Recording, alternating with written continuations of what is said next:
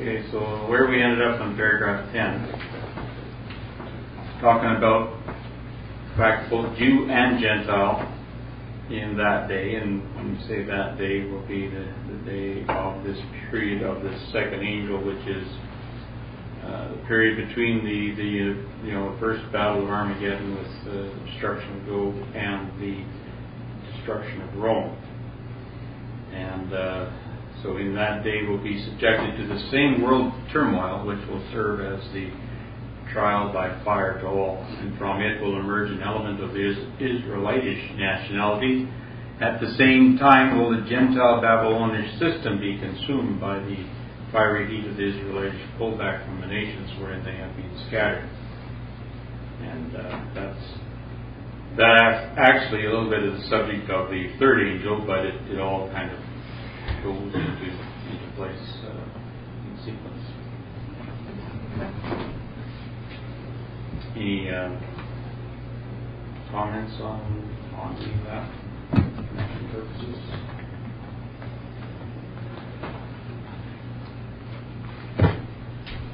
So all this period of time, again, just to refresh our minds, where we started on chapter 14, and it actually is a picture of the end time, the culmination of all the events that will lead up to it from the 15th through the chapters to the end of the book of Revelations.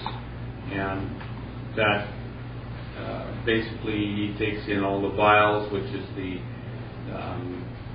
activities of Napoleon through the 18th century, everything after the French Revolution, through the 18th century up through our time, and right to the millennium. So that's kind of the subject of the rest of the book of Revelations, which this chapter is opening up to us. And what we're talking about right now is focusing on that, pretty much that right at the last 30 years.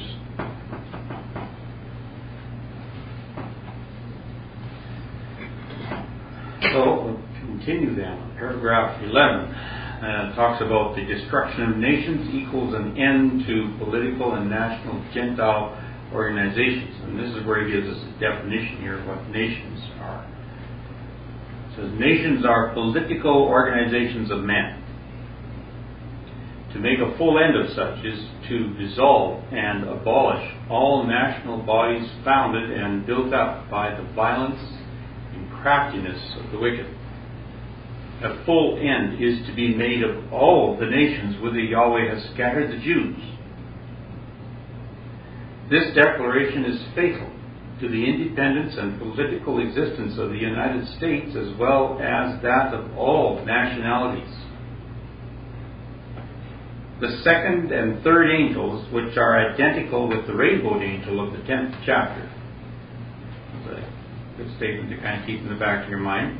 The second and third angels, which are identical with the rainbow angel of the 10th chapter, in the great and terrible day of atonement, execute this divine purpose of reducing mankind to a common and universal brotherhood, and of subjecting them to the imperial and regal sovereignty of Jesus and his brethren. The Israelitish nationality, however, is not destroyed. In this day of judgment, Israelites are corrected in measure, and the rebellious among them destroyed. But a remnant will survive the refining process of this terrible day, and its constituents will, every man, return to his possessions in the land of the Holy One of Israel. Because, therefore, for the sake of his name, all they that devour Jacob shall be devoured, and all his adversaries, every one of them, shall go into captivity. From chapter 13 and 10 and chapter 30, verse 16. Let's just take a look at that.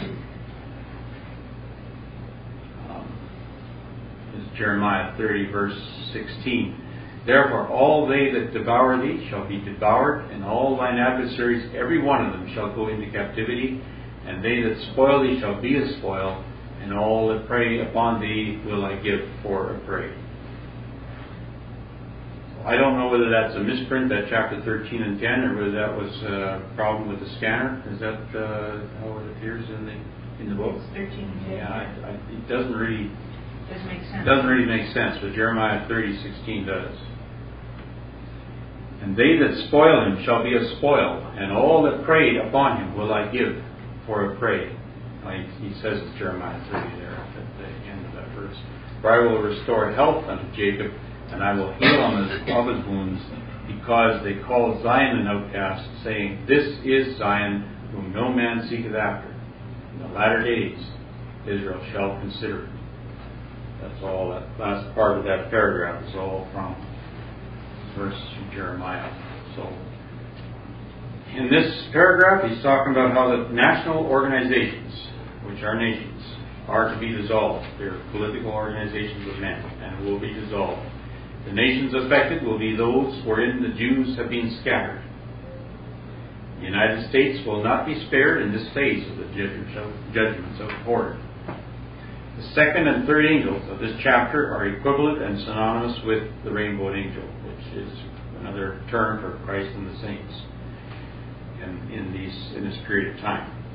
A remnant of Israel will emerge from these judgments with its national identity intact. So that definition applies to Israel too as a nation. It's a political organization of men. And so when he's talking about the Israel in this sense and the rebellious purged from among it and everything, he's talking about the national sense of that.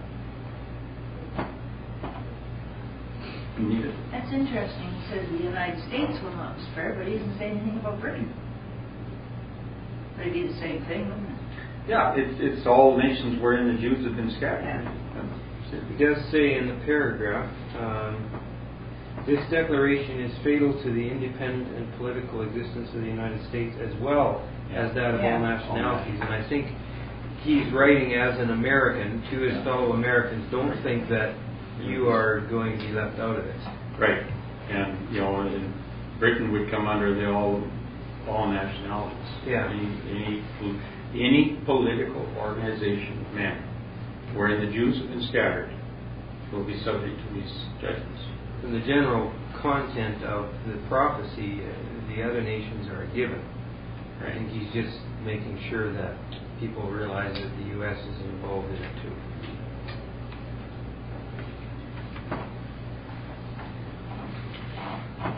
Can you go over that quote that you said, all that devour Jacob shall be devoured? And where did you say that came from? Jeremiah 30, verse 16. Okay, thank you. All that devour Jacob shall be devoured. And that's that entire last part from, it's in quotation marks there, the last part of that paragraph is from Jeremiah 30, 16, and probably 17 as well. I will restore health unto thee, and I will heal thee of thy wounds, saith the Lord, because call thee an outcast, saying, This is Zion, whom no man seeketh after. So, it was kind of a byword of nations, but that will be changed. This is probably something we can't answer, but I'm just wondering how the Islamic nations, who apparently do accept the Old Testament in its entirety and the authority of it, how they can read these things and still feel that they got a right to eliminate Israel. Or are they not reading? It's hard to answer that question. Yeah, we can't speak for it, but it's so blunt. It's hard to believe that they can twist it around that much. I think their focus is more on the Quran, than it is on this. I mean, they accept it ideologically. It's not a subject of great study. So I need it. Yeah. There's probably multiple opinions within their body too. So. Just like there is on the Quran. They're not together on that.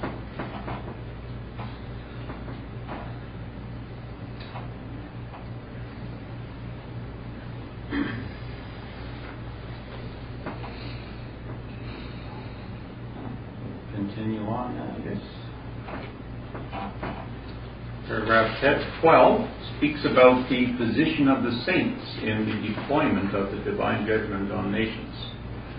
And this is always kind of an interesting question. You get into conversation with other fellow Christadelphians and everything. What will the saints actually be doing? Will they actually be taking up arms, and will they actually be involved in the, physically involved in it and various things? It kind of gives a little bit of an insight here into his thinking on it anyway, and Brother Thomas's thinking.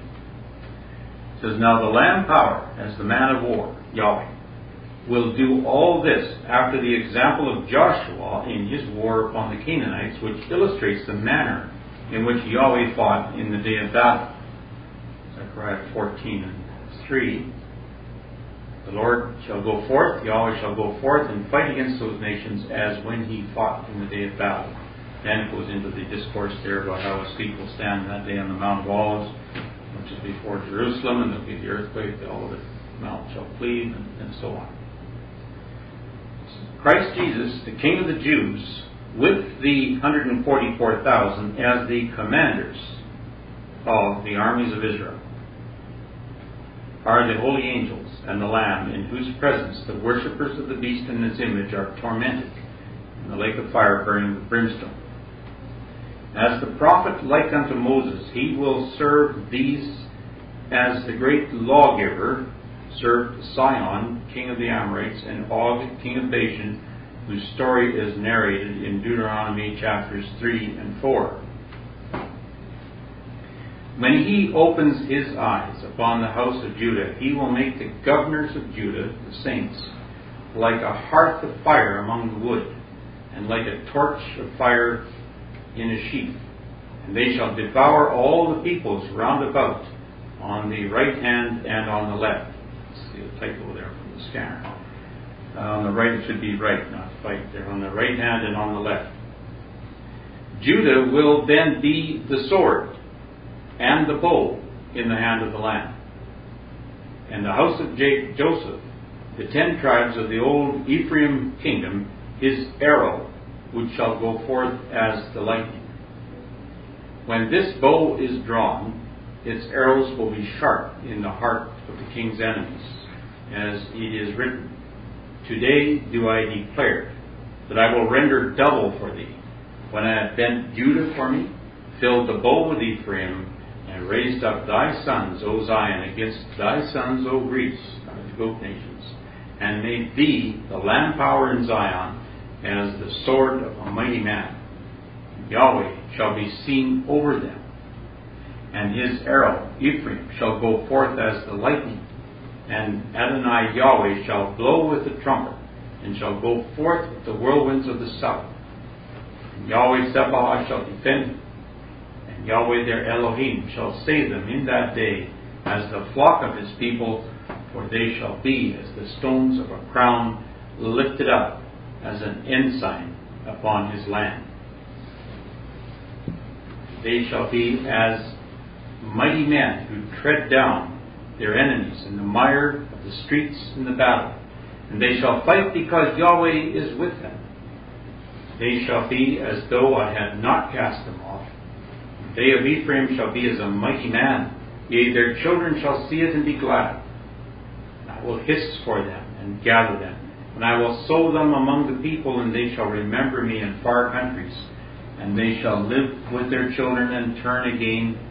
I will bring them again also to the land of Egypt, and gather them out of Assyria. And I will bring them into the land of Gilead and Lebanon, and room shall not be found for them.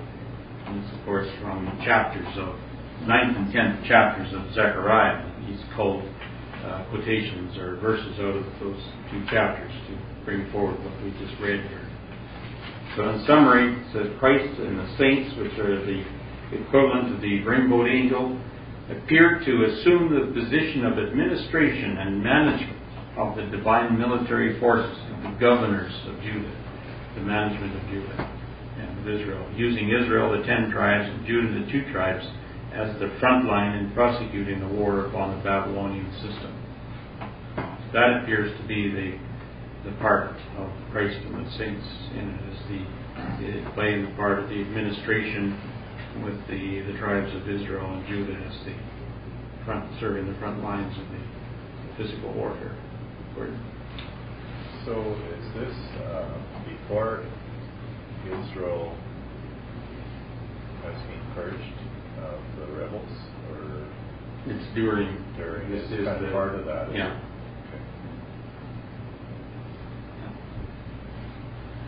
Probably there's participation going on there, probably on several different levels, in terms of where it is and who it is.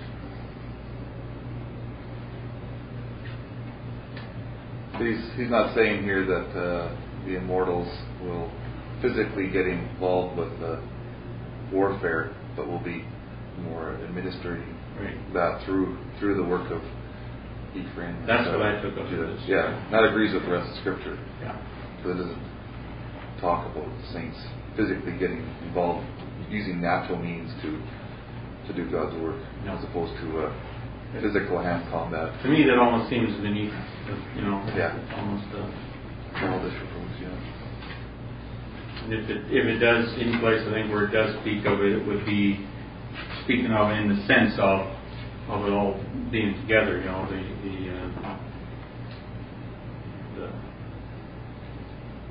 so it'd be used as a figure of speech. Gordon? Well, I was looking at that part where there'll be like a hearth fire among the wood and torch fire and sheep, and we know that like a little flame can just burst into a huge bonfire in no time in that situation. But it's the material that's there that's really causes the big fire. They're the igniters of the fire. I mean, they're it's like the commanders. Well, I was just wondering, that chapter in Joel, where it talks of these, I always thought, these shall run like mighty men, they shall climb the wall like men of war, and they shall march everyone in his way.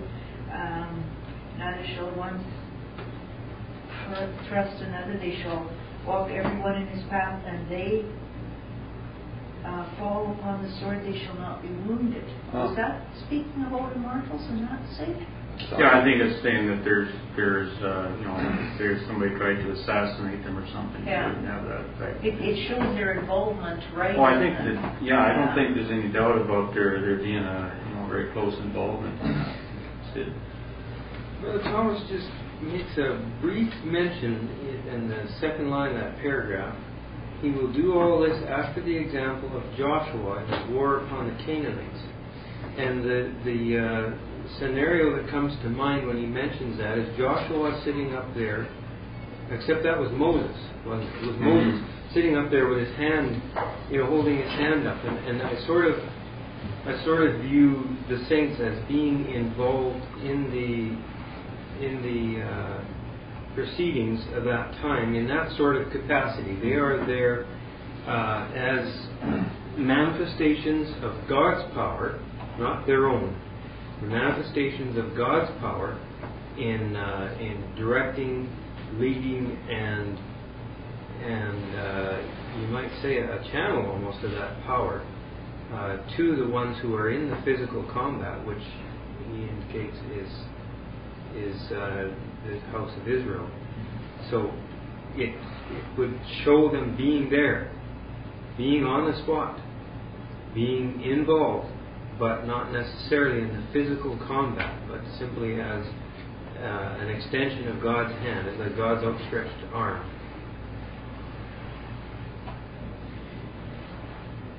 I think your comment using the word administration is very good.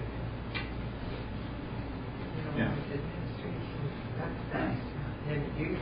It's active administration. Yeah. I think that's all you can say.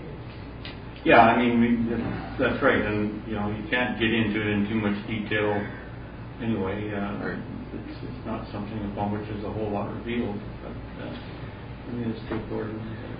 Let's go back to the quotation that Anita read out. It says they shall not thrust one another. I think there's in sword warfare, that's how you kill. Right. But in computer warfare, it's totally different, and that's how it'll be this time. Yeah. It may not be sword. It's going to be. But whatever it is, it does the. But what I meant by that was that in sword warfare, you're killing. Mm-hmm. But why was that mentioned? Why is that little line in there? Well, it says when they fall upon the sword, though, that's another part Right, of if they fall upon the sword They shall not be to wounded. someone else, they won't be killed, but they won't. Instruments of death will have no effect on them. I think it's Yeah. just kind of But the it's- sense of that. It sounds like they won't be the aggressor, or Right. in the sense of actually physically taking a sword, or whatever the type of warfare. I guess the verse that I was going to, help them define the role of the immortals in the time of warfare in the future is taken from Hosea 1:7, where it's talking about the redemption of Judah. And it says, "I'll have mercy upon the house of Judah, and will save them by the Lord their God, and will not save them by bow, nor by sword, nor by battle, by horses, nor by horsemen." So we know Judas ultimately hasn't been redeemed yet, but he's trying to tie all these verses together, and they do present one message, I guess. I think, like he's had there, the word administration is probably a good way to encompass the fact that they're involved, but aren't the physically ones on the front lines. And they may be visibly present at times and not visibly present at others. You remember in the case, I think it was Elijah and his servant, said God opened his eyes. So, Yeah, there's more here than just us. Christ said that too. Yeah, right. Legions of angels, and that's kind of what I kind of envisioned. The rainbow angel will be somewhat like that in the prosecution of this effort. And I think the purpose of Elisha's servant having his vision withheld from seeing all the support they had was to get him to this point where he recognized their own helplessness, and then say, okay, now you realize you're helpless. Look what we have going for us. And I think that the similar thing will come into play there. But regardless of whether we think the saints would become physically involved or not, I think a real important thing for us to think about is how prepared are we to take any part in the destruction of fellow human beings for the purpose of God. It's as time goes on and we become more influenced by the human passions, the humanism, I guess you might say, it becomes less easier for us to think about being in a role like that. It's not a pleasant thing to think about, and it's something that we have to kind of keep in the back of our mind, that we have to be prepared to do that. But it is a change. It is a change from our current position, in which we are not to think about those things. Right. Crisis, under the administration or the present dispensation, it really isn't right for us to think in those terms. Right. And we are, but we have to be open to the fact that things will change in the future, and it will be a different paradigm. Gordon? I think it's something that might be hard for us to envision at the moment, but you think about even the way the world views somebody, say like Bin Laden, whether or not he was quick to villain, they said he was, but it's not hard to see the necessity to dispose of those. It's not like you maybe personally hate them or want to see them suffer. It's just like they have no place in the plan. So therefore they must be stopped and eliminated.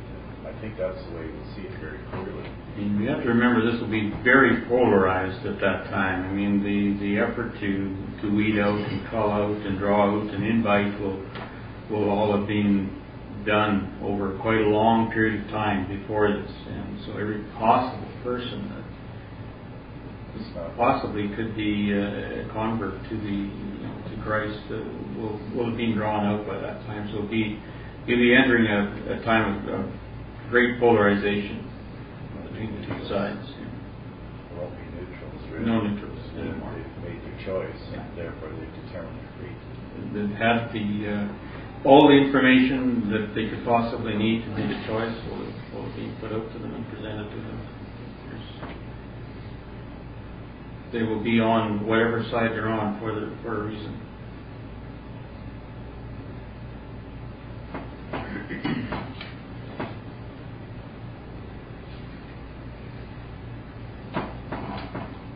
Okay, on to paragraph 13. It talks about the return of Israel and Judah is the prosecution, or equals the prosecution of the war on the nation. So, as we said before, there's more going on here than just one thing. We talk about the drawing out of Israel from the nations.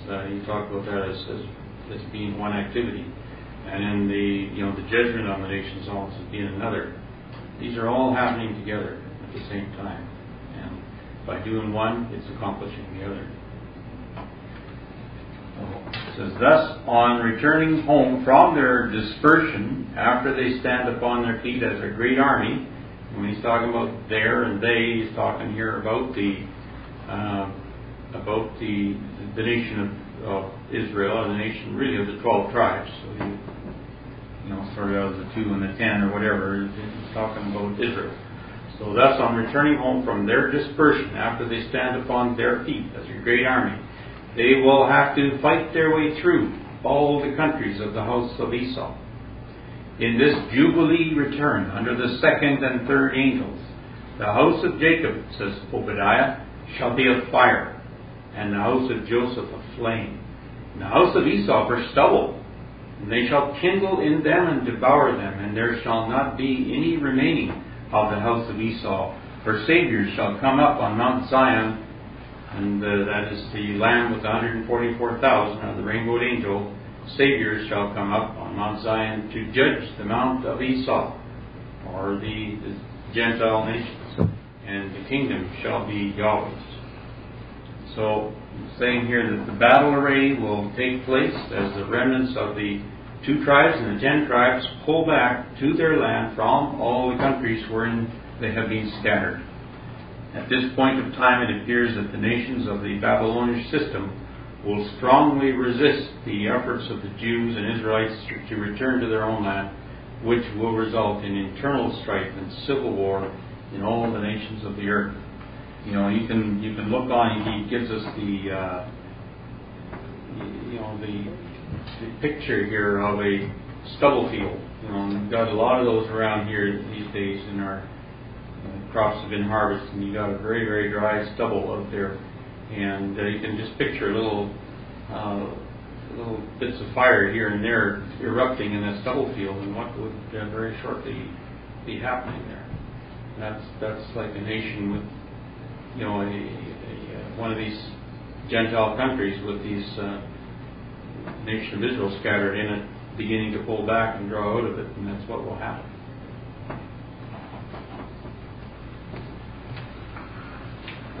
When Israel and Judah basically pull back and come back to the land, do they take all their wealth with them?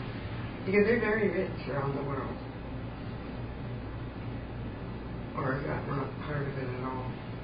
I think it's hard to say what will happen to all that. I mean, a lot of it's tied up in the national economies, and as those collapse, how much of their wealth goes with that, or whether they take it out and keep it with them, or one can conjecture quite a bit on that, I guess. When you think about it, a lot of the wealth, quote unquote, of the world is present in numbers only, mm-hmm. and and that wealth will evaporate very quickly when the international economy starts to fall apart, as we can see it starting already. And so really the only riches that may be brought back to the Holy Land would be anything that is tangible, anything that is real. So a lot of that so-called wealth will be non-existent. There's a transition here from one type of wealth to another type of wealth. There's a wealth based on the Gentile administration, and then there's the other type of wealth that will be based on the divine administration. And there'll be a transition in which I think you'll see the one pretty much evaporated, and it will start afresh. And the new wealth that will displace that will be something that will be on a much different basis. I guess the sort of the bottom line in that is that all real wealth, all resources will be garnered to fulfillment of God's purpose, to His honor, to His glory, to the use of those who are in service to Him. And so whether it actually physically comes back to the land of Israel, I don't know, because it will be of use. The people have to go up to Egypt, go up to the temple to worship, and so on and so forth. There will be resources required throughout the world for those kinds of things to be taking place. So it's just that it will all accrue to God's benefit and the benefit of those who are left to serve Him.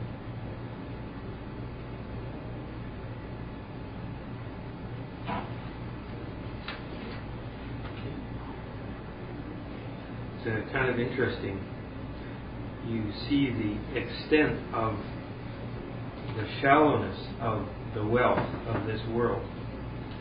A fellow came this week to pick up some animals from our place, and he decided he wanted to pay with cash. And he went to the bank. It wasn't a big amount. He went to the bank to withdraw that cash to bring us to us. The bank didn't have it. They had not enough cash, and it wasn't a very big amount. So that when the numerical wealth of the world falls apart, there wouldn't be anything left. And that begins to, it wouldn't have to happen too many times, and it begins to cause a panic. Yeah. People, and that has a ricocheting effect. You want to create a cashless society? Well, that's how it's going to happen. Big time. Everybody starts to want to draw their money out of the bank and everything. That's where it gets scared, insecure. Like that Ponzi effect. Yes, exactly. That's happened a couple of times in the U.S. in the last few years. Yeah. Money isn't there. And at one time it used to be that the gold was there to back that up, and the gold is not there either. There's nothing there. It's hot air. And I think as time goes forward, you'll see more of that happening. There's an interesting production on the CBC on the Passionate Eye. I don't know if anybody saw it. That program, The Passionate Eye, and they were projecting into the world's future. 2015, not a lot, but 2015. The one projection is 2025.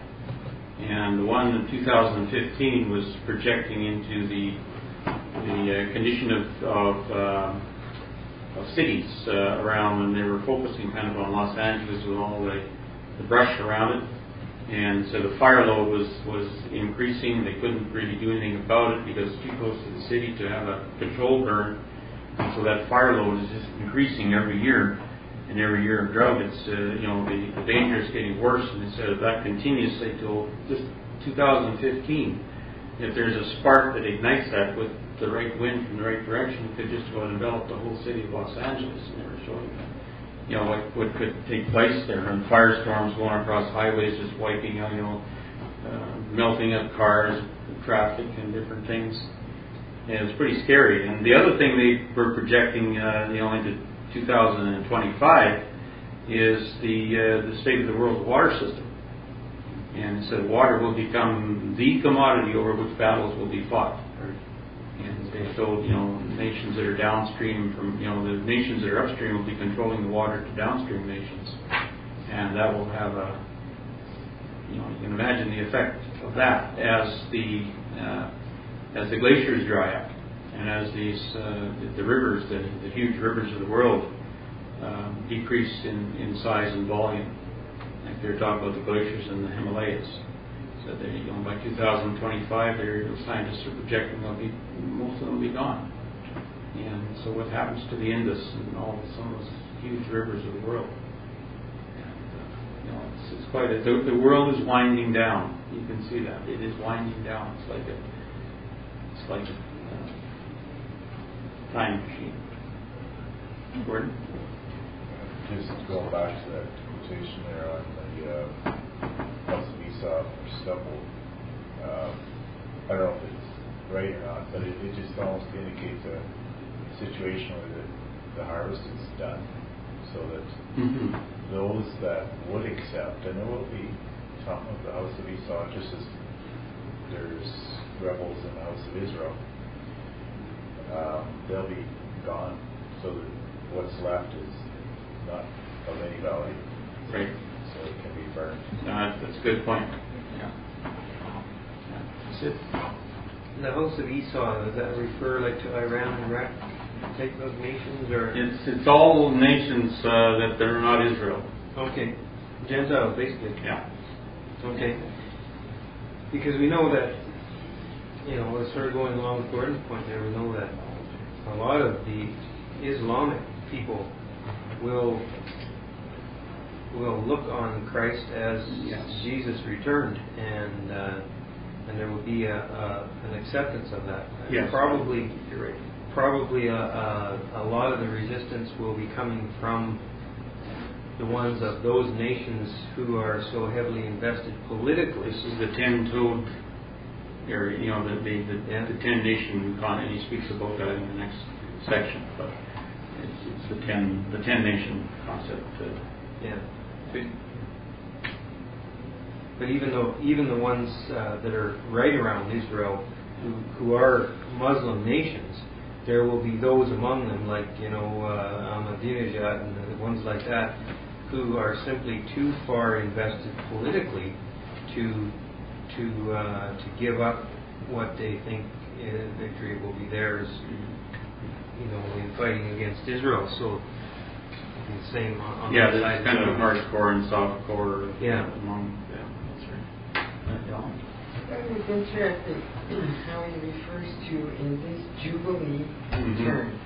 Yeah, we'll go into that a little bit more in another section, but he believes that okay. Christ will return in a Jubilee year. Okay.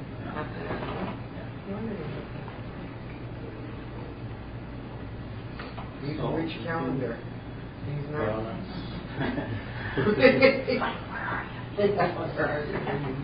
Well, it could be which calendar, and it could be, in what manner. I mean, is that year of Jubilee when he returns to call people like us to judgment, or is it when he reveals himself to the nations, or what does that mean? He'll show up in the year of Jubilee.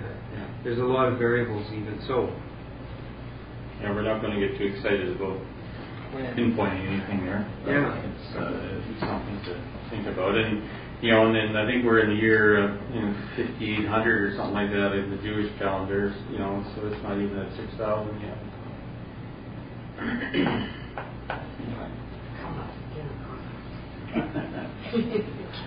So we'll try and wind this up here. The last paragraph, the second angel enables Jacob or Israel to emerge triumphant over Esau. So Israel emerges triumphant over the Gentiles. Is really what he's saying here, and that's enabled by this second angel phase. He says, in this way, Babylon and the goat nations are made to drink of the wine of the wrath of the deity, prepared without mixture in the cup of his indignation. And that is from Revelations 14, verse 10. He's quoting from there. So that's basically the chapter we're studying, but just the next section, verse 10. Esau will have had the dominion over Jacob long enough, and the time will now have arrived to prove to mankind that there is a God that judgeth in the earth. that statement comes from right down here, verse 11 of Psalm 58. So that a man shall say, verily there is a reward for the righteous. Verily he is a God that judgeth in the earth. Esau has lived by his sword. Talking here about the Gentile nations. But not righteously. He crucified the king of Israel, persecuted and killed his brethren, corrupted the faith, trod underfoot the holy city 42 months, and poured out the blood of Jacob like water upon the ground. But they who war against Zion and her sons shall be as nothing and as a thing of naught. Therefore fear not, thou worm Jacob, and ye men of Israel. I will help thee, said Yahweh, and thy Redeemer, the Holy One of Israel. Behold, I will make thee a new sharp threshing instrument, having teeth. Thou shalt thresh the mountains, or empires, and beat them small. Thou shalt make the hills, or smaller states, as chaff. Thou shalt fan them, and the wind shall carry them away, and the whirlwind shall scatter them. And thou shalt rejoice in Yahweh, and shalt glory in the Holy One of Israel. That's from Isaiah 41. This has never come to pass since it was recorded by the prophet. For hitherto Jacob has been under the heel of Esau, whose metallic image stands unbroken upon its feet of iron and miry clay. The work of the second and third angels is to grind to powder the various metals of which it is composed, and to do the work so effectually that no place be found for the things they represent. That's from Daniel 2:35. Then was the iron, the clay, the brass, the silver, and the gold broken to pieces together and became like the chaff of the summer threshing floors. The wind carried them away that no place was found for them, and the stone that smote the image became a great mountain, filled the whole earth. So the outcome of this fiery conflict will be the ultimate triumph of the Israelites over the Gentile systems and nations. This will be the first and only time for the occurrence of this divine phenomenon, an occurrence that will stretch into the future for 1,000 years.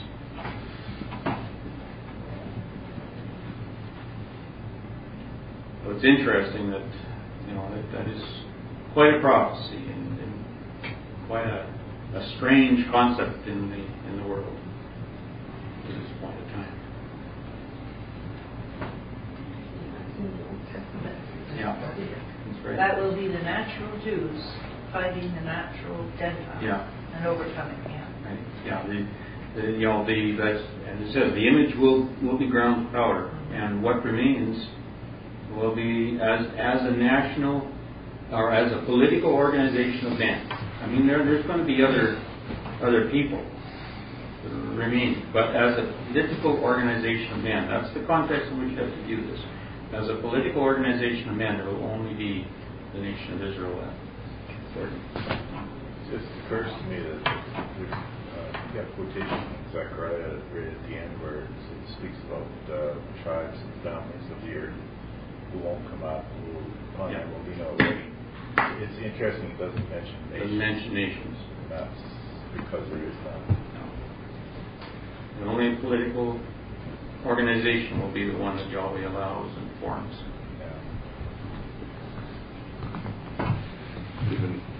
Even talks in Daniel, I think of the other beasts that are allowed to dwell for a time. Right. So the beast was destroyed, and then the other beasts, the other nations, are allowed for a time. So meaning there's an end to them as well. It speaks about them sometimes geographically, like the highway out of Egypt into Assyria, and it's more of a geographic, I think, description than a political one. Yeah.